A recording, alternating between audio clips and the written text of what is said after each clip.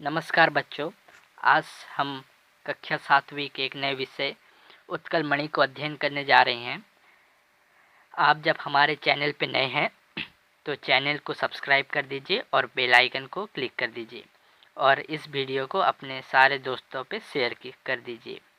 आज हम उत्कल मणि के विषय को अध्ययन करने जा रहे हैं। हम सब उत्कल मणि के नाम से गोपबंधु जी को जानते हैं। ये विषय उन्हीं के बारे में है। आइए जानते हैं। कुछ ही दिन पहले की बात है, तब हमारे देश में अंग्रेज लोग शासन करते थे, पर वे जनता को संतुष्ट नहीं कर पाते थे। शासक वर्ग प्रजा के सुख दुख से बेखबर और बेपरवाह रहते थे। आप सब जानते होंगे, कुछ दिन पहले हम अंग्रेजी शासन में रहते थे, हम आज़ाद नहीं हुए थे। तब अंग्रेज लोग हम पर बहुत अत्याचार करते थे। वे जनता को संतुष्ट नहीं कर पाते थे। उस वक्त जो शासन करते थे, तो वे प्रजा के सुख दुख से बेखबर रहते थे, बेपरवाह रहते थे। फिर है कि उड़ीसा के कुछ नव युवकों ने मिलकर पुरी के पास साखी गोपाल में सत्यवादी वन विद्यालय बनाया था। आप जानते होंगे कि पुरी के पास एक जगह है जिसका नाम है साखी गोपाल। वहाँ पे ये लोग सत्यवादी वन विद्यालय बनाए थे। गोपबंधु के साथ और भी कुछ उन्हीं के उम्र के बच्चे थे जो ये सत्यवादी वन विद्यालय बनाए थे। इस विद्यालय में ज्ञान प्रदान के साथ साथ चरित्र निर्माण, नैतिक शिक्षा, देश सेवा पर भी बल दिया जाता था। इस विद्यालय पे सिर्फ एजुकेशन नहीं मिलता था, सिर्फ ज्ञान नहीं मिलता था, और भी बहुत सारी चीज़ वहाँ पे प्रदान किया जाता था, जैसे कि चरित्र निर्माण, कैसे एक अच्छा चरित्र बनाए, नीति शिक्षा के बारे में, देश सेवा के बारे में, इस पर ज़्यादा फोकस दिया जाता है, ज़्यादा बल दिया जाता था। छात्रों को पढ़ाई का काम, खेती का काम, चित्रकला, बुनाई आदि सिखाकर उन्हें स्वावलंबी बनाया जाता था। जो छात्र लोग थे, उन्हें जितने भी छात्राओं को सब अपना स्वावलंबी बनाने के लिए कुछ शिक्षा उन्हें प्रदान करा जाता था, जैसे कि पढ़ाई का काम, खेती बढ़ाई जो कि लकड़ी का काम करते हैं, बढ़ाई का काम, खेती का काम, चित्रकला, ऐसे आदि बहुत सारे काम।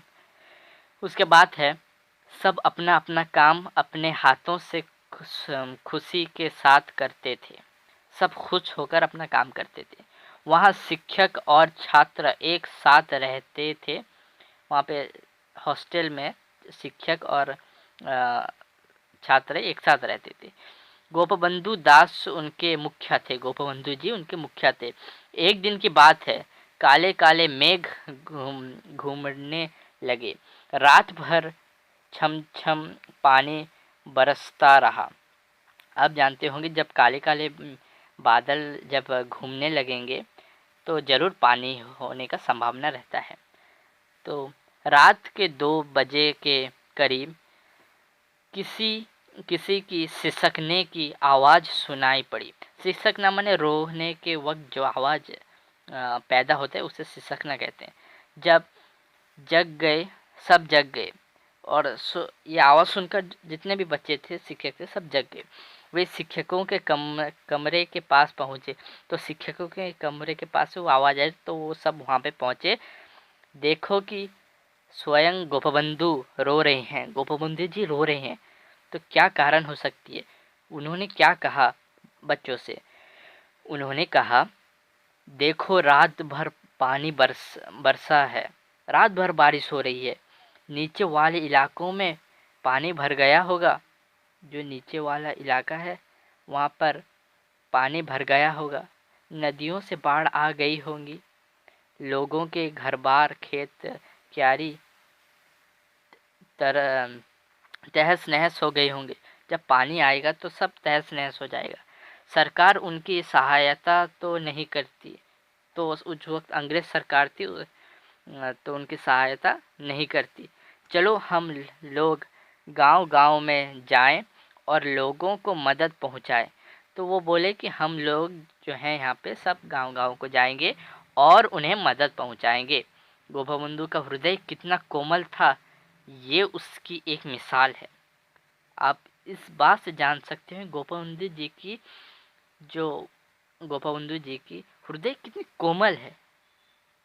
वो छोटी-छोटी बात को बहुत ध्यान देते थे।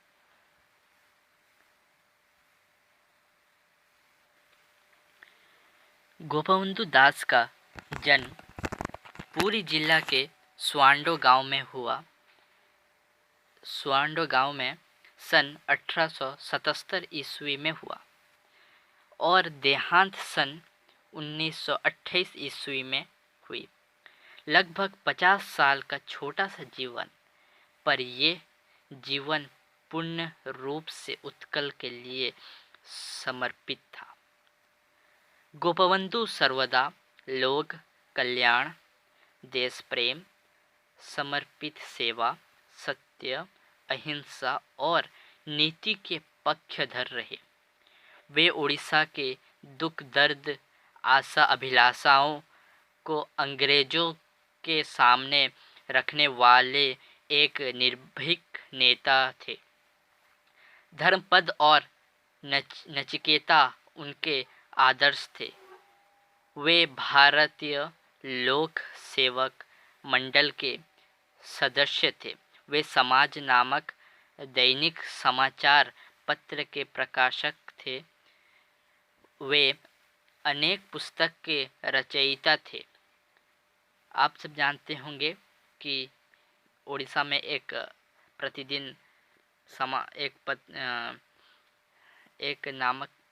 एक दैनिक पत्र आता है। सर्वदा कहते थे, मानव जीवन की कसौटी तो उसके कर्म है।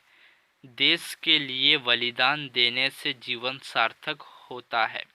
वे बड़े स्वतंत्रता संग्रामी थे। कहते थे, स्वराज के पथ पर जितने गड्ढे हैं, वे सब मेरी अस्तित्व मांस से पट जाएं। मेरे देशवासी मेरी पीठ पर चलकर प्रगति करें। इसका मतलब ये है कि हमारे देश पे जितने भी गड्ढे हैं, हमारे रास्ते पे जितने भी गड्ढे हैं, वो गोपबंधु के मांस और हड्डियों से भर जाएं और देशवासी अपने प्रगति के लिए उनकी वो मांस के ऊपर चलकर अपने प्रगति को प्राप्त करें, अपने लक्ष्य को प्राप्त करें। गोपबंधु उत्कल के जन जन के प्रिय नेता थे। हर उत्कलीय के हृदय के मणि थे। वे सचमुच उत्कल मणि थे। जी हाँ, वो सचमुच उत्कल मणि थे। यहाँ पे कुछ शब्दार्थ भी है। यहाँ है पहला, बेखबर, जिसे कुछ खबर या पता ना हो। बेपरवाह, जिसे किसी की परवाह या चिंता ना हो। स्वावलंबी, जो दूसरों की सहायता के बिना अपना काम खुद कर सकता हो। सिसकना, रोना, इलाका, क्षेत्र, बाढ़, वन्या, तहस नहस होना, नष्ट हो जाना, मदद, सहायता, मिसाल, उदाहरण। और ये कुछ प्रश्न भी हैं इस विषय के।